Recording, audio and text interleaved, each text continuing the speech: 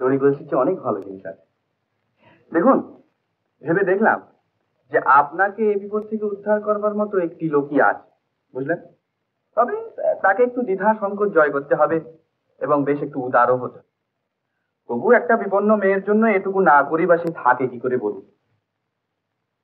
এই মহানুভব ব্যক্তিটি কে? কে আবার? আমি স্বয়ং। আপনি? হ্যাঁ। আপনাকে বিয়ে করে আমায় উদ্ধার হতে হবে?